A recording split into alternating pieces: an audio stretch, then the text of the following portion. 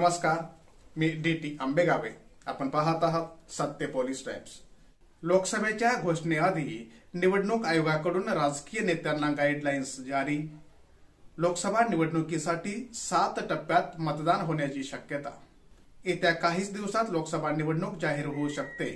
अगदी कोणत्याही क्षणी लोकसभा निवडणुकीची घोषणा केली जाऊ शकते. त्यामुळे अवघ्या काही दिवसावर येऊन ठेपलेल्या आगामी लोकसभा निवडणुकीच्या निमित्ताने राजकीय वर्तुळात राजकीय घडामोडींना वेग आलाय. अशातच राजकीय नेत्यांचे एकमेकावर होणारे आरोप प्रत्यारोपांचे प्रमाणही वाढलंय. दरम्यान लोकसभा निवडणुकीसाठी 7 टप्प्यात मतदान होण्याची शक्यता असून केंद्रीय निवडणूक आयोगाकडून मार्गदर्शक सूचना जारी करण्यात आल्या आहेत. लोकसभा निवडणुकीच्या पार्श्वभूमीवर निवडणूक आयोगाकडून जारी करण्यात आलेल्या गाईडलाईन्स प्रमाणे राजकीय नेत्यांना आपले फोटो प्रसिद्ध करता येणार नाहीत.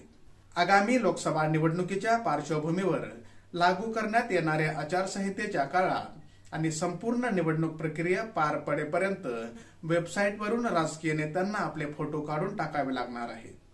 या संदर्भातील आदेशच केंद्रीय निवडणूक आयोगाने देताना प्रशासकीय विभागांच्या वेबसाईटवरून नेत्यांना फोटो हटवण्याचे आदेश देण्यात आले आहेत. लोकसभा निवडणुकीसाठी 7 टप्प्यात मतदान होण्याची शक्यता. आगामी लोकसभा निवडणुकीकडे अवघ्या देशाचं लक्ष लागलंय. निवडणूक आयोगाकडून निवडणुकीचा कार्यक्रम कधी घोषित होतो याबद्दल राजकीय पक्षांना उत्कंठा लागून राहिली आहे.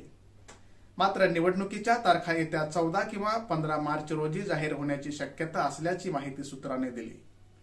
2019 प्रमाणेच यंदाही 7 टप्प्यात मतदान होणार असून एप्रिलच्या दुसऱ्या आठवड्यात पहिल्या टप्प्यातील मतदान पार पडण्याची शक्यता आहे. कोणत्या टप्प्यात कोणत्या राज्यात मतदान होईल? पहिला टप्पा जम्मू आणि काश्मीर, आंध्र प्रदेश, अरुणाचल प्रदेश, महाराष्ट्र, मणिपूर, मेघालय, मिझोरम, नागालँड, ओडिशा, सिक्कीम, तेलंगणा, त्रिपुरा, उत्तर प्रदेश, उत्तराखंड, पश्चिम बंगाल, अंदमान, लक्षद्वीप.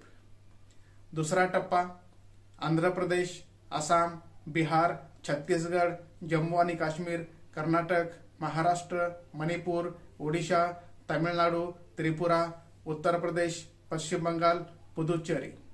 तिसरा टप्पा आसाम, बिहार, छत्तीसगड, गुजरात, गोवा, जम्मू आणि काश्मीर, कर्नाटक, केरळ, महाराष्ट्र, ओडिशा, पश्चिम बंगाल, उत्तर प्रदेश, दादरा आणि नगर हवेली, दीव आणि दमण.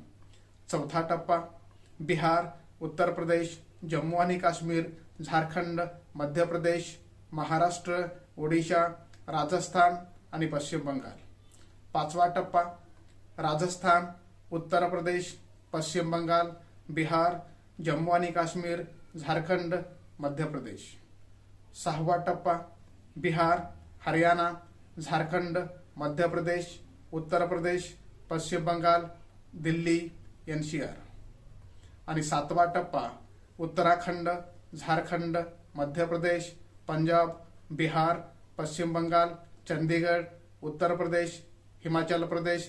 विविध राज्यांच्या दौऱ्यानंतर कार्यक्रमाची घोषणा होण्याची शक्यता असून राजकीय नेत्यांनी निवडणूक आयोगाने जारी केलेल्या गाईडलाईन्सचे पालन करणे आवश्यक आहे.